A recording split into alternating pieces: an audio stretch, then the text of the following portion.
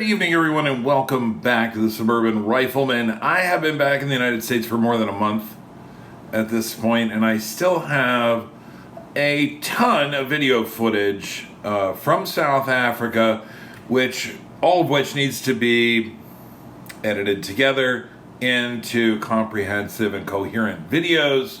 I had some very ambitious goals when I went to South Africa. I wanted to make more professional looking videos. I was using multiple cameras, multiple microphones, etc., so that I could do smooth transitions and splice things together. And I've been learning a lot, but it's going to take me a while to get those done. Why I decided to attack one of the most difficult clumps of video footage I had brought back with me first, I'm not sure. I've been working on this for about 2 weeks. And I think it's about as good as it's going to get. It should be posted in the next day or two. And of course, the video I'm referring to, as I'm sure you've all read, the title down below is the 4-bore Flintlock elephant rifle, which Johan built in its entirety, with the exception of the lock. The Flintlock is an American-made Flintlock. I forget who makes it, but it was brought to South Africa by a different member of our circle of acquaintances.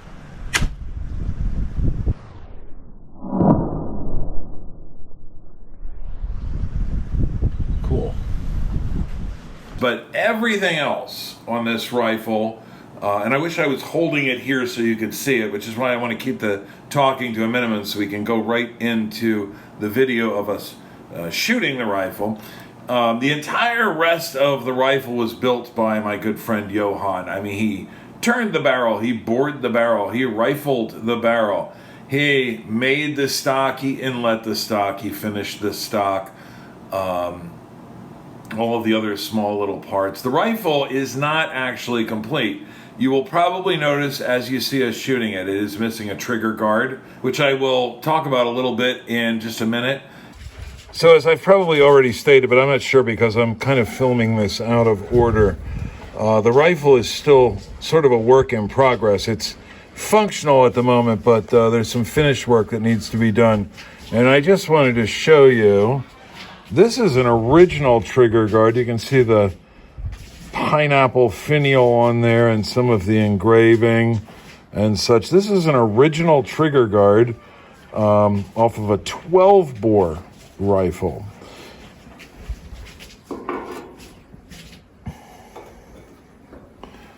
And this is a reproduction which Johan has made, and it's still being worked on, as you can see. The important thing about these trigger guards, the reason it bows so far forward in the front, and the original does exactly the same thing, is to account for the heavy recoil of these rifles. It's to keep you from really bashing up your finger when you're shooting. So there's a lot of form for the sake of form in these trigger guards, but there's also form following function here. And they end up being very attractive, but there's definitely a purpose to that curve. And it's also missing sights. The barrel still needs to be browned, but it's functional.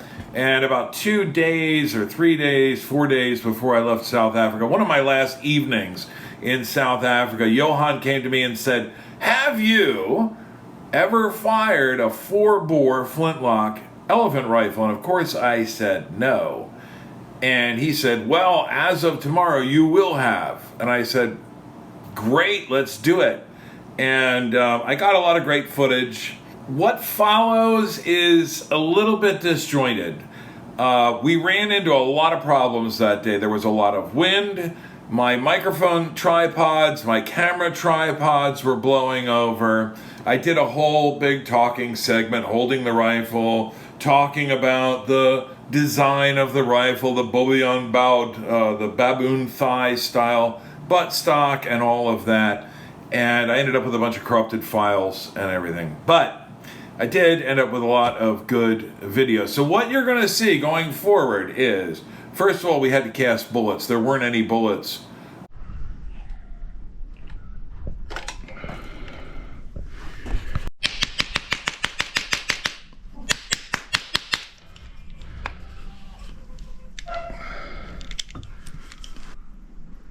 Getting some good looking balls now. So here you can see what happens when you're working with a really massive lead ball like this. Keep in mind, this is 1,880 grains of lead. There's a very fine balance. Well, there's always a very fine balance when you're casting bullets between your mold being too hot or too cold. And in this case, we thought the lead had settled down and solidified, but in fact it had not. You can see it poured out still liquid from the mold. So this mold's probably pretty much overheated at this point. So for those of you who may not be familiar with what the term 4-bore or bore in general means, the number followed by bore means how many round balls of pure lead you can get per pound for your rifle. So for instance, this is a 4-bore rifle. That's a pound of lead. Each of these lead balls is a quarter of a pound. If you're familiar with bullet weights, which are measured in grains, this is 1,880 grains of pure lead. And as you can imagine, that's really, really serious medicine. This rifle was designed for dealing with the very most dangerous of game. So Johann had made his own bullet mold. We had to cast bullets out of lead. Then we had to measure out our powder charges. So the old rule of thumb was, now we've very carefully measured out these charges of powder. The old rule of thumb was, if you placed the ball in your hand, the amount of black powder necessary to just cover the ball was what you would use as your charge. So this actually looks like it's a little bit light. Oh, I'm not prepared to take it any heavier. Let's keep at the 250 grains. Yeah, for starters. I think 250 grains is going to be just fine. So just an interesting aside, this is the powder we're using. This is locally produced. It's apparently the only black powder that's available in South Africa at the moment. They used to be able to get Swiss and maybe Goex, but this is the black powder in South Africa now. And you can see we're using 1.5 F. So that's, I don't know that we even have 1.5 F available in the United States. This is like halfway between musket powder and artillery powder. And I think that's quite appropriate because we're going to be shooting a real artillery piece. And we made 6 loads up. You're going to see the gun fire 6 times.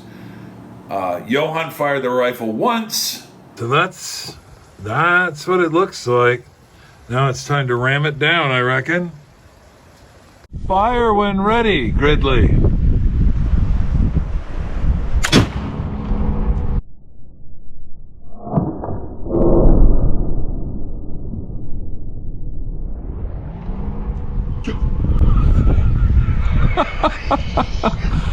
Well done. I fired the rifle once just to kind of familiarize ourselves with it.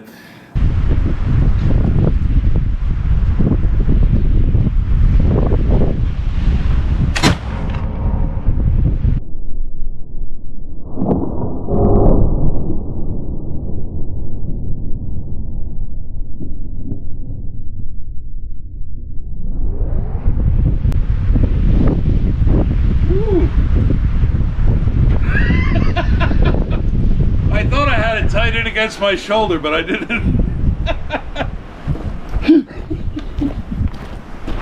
Wow. Oh my. Then Johann fired one shot at a 55-gallon drum full of water. That's 220 kilograms of water. And you will see in that the barrel actually lifted about 10 inches off of the ground. But just so you know, this 55-gallon drum is absolutely and completely filled with water right to the top. So we should get quite a bit of hydrostatic shock here. We good to go? Go ahead.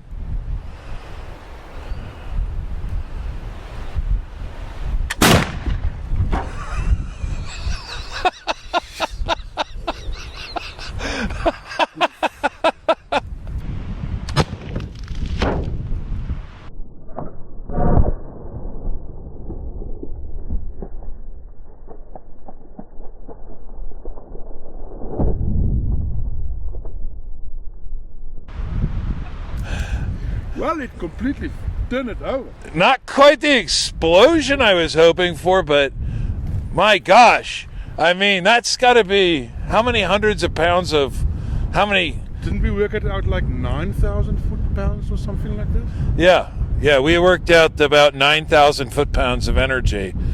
And we'll have to figure out how many kilograms this barrel of water weighs.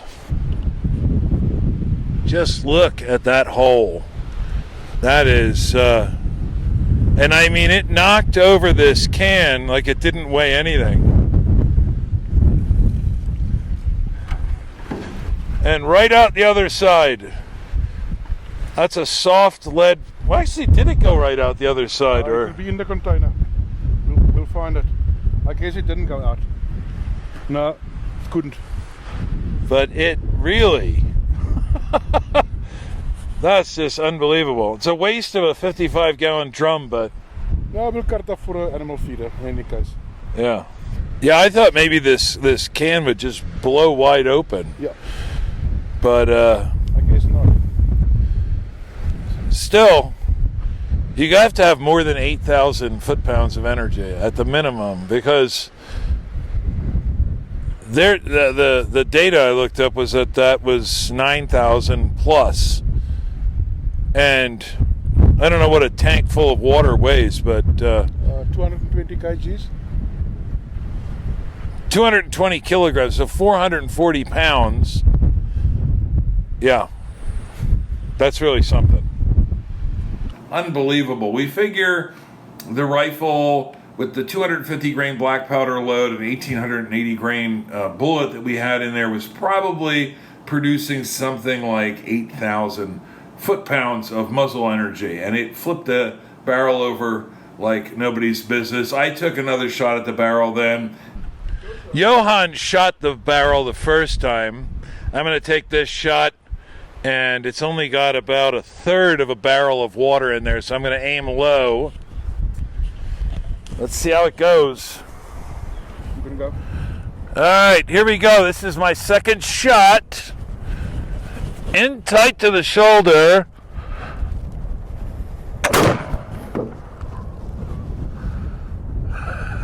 Perfect shot.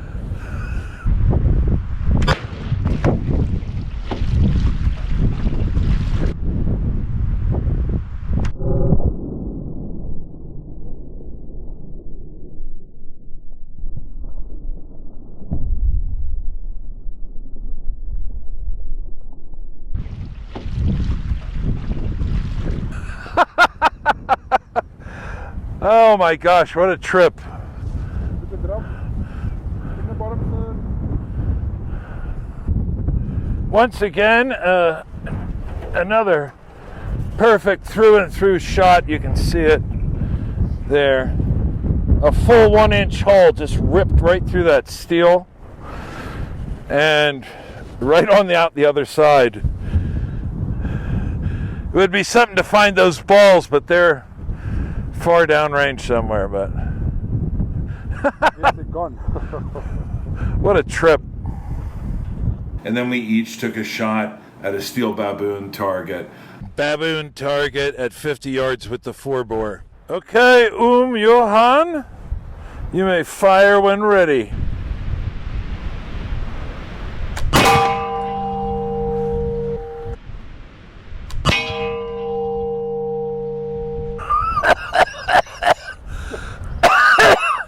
Greg, I'm done. I'm fucking done.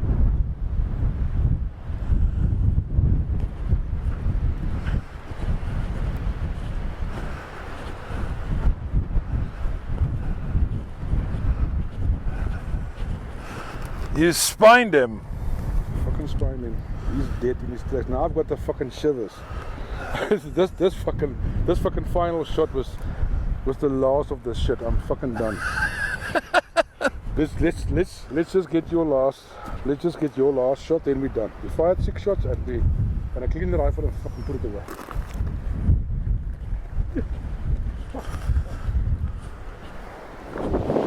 Take 2, final shot.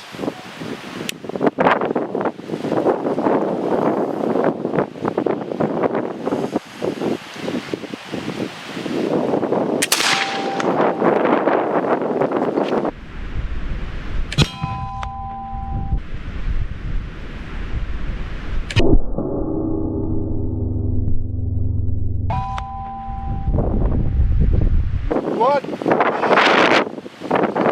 Right in the center. I learned a lot in editing this video about doing transitions and stuff like that. This was more of a learning experience for me than anything, but hopefully you enjoy what you see. So I don't know exactly how that turned out, but I know we got some good footage. We were really battling some unbelievable winds out there. But this has just been sort of the crowning activity for my week plus that I've been here in South Africa. As I said, this is a 4-bore of indigenous design. It's very typical South African, and Johan's done some great work on this. The raised cheek piece with the shadow line around it. Interesting side note, this stock is made from mulberry, and the mulberry tree that the stock was made out of was a mulberry tree that grew near Johan's house when he was a kid, and he and his brothers would shoot starlings and other pesky birds out of this tree with their pellet guns when the mulberries were in season. I think I touched on this earlier when I was out on the range, but with all the shooting and the blowing, it's hard to remember. But Frederick Courtney Selous, when he first came to South Africa in the 1870s or 80s maybe, had 2 4-bore elephant rifles. Obviously in those days, you would have a bearer carrying your rifles, or bearers carrying your rifles for you. And when you were in a dangerous encounter with an elephant or a rhino or some other large animal that could do you great harm, the hunter would be shooting one rifle while the other one was being loaded. Now I can tell you, having gone through loading this and priming the pan here on a very controlled range without an elephant bearing down on us, it's difficult enough. I can only imagine the nerves of steel that those guys had to have hunting dangerous game with rifles like this. But this is just a really neat thing to have today. Johan's in the process of doing a really great job on this rifle, and I'm very thankful to have been able to shoot this, as well as look at some other guns and get into all other kinds of adventures this week. So I think there'll be a little bit more to come, but we're getting down to the last couple days here in South Africa. So I appreciate all of you, and I really appreciate it if you like and subscribe. I know everybody says that, but it goes a long way to supporting the channel. This trip was an enormous investment. I've had a lot of support from friends, but it still cost quite a bit of money. I'm sure the spending isn't over yet. So if you want to see more content like this, if you want to see me back in South Africa, getting up to more adventures, which I would love to do, I'm going to need some help from Google to pay for that. So your subscription, watching the ads, clicking for updates, and sharing my videos goes a long, long way. So I hope to catch each and every one of you on the next one. Later, guys.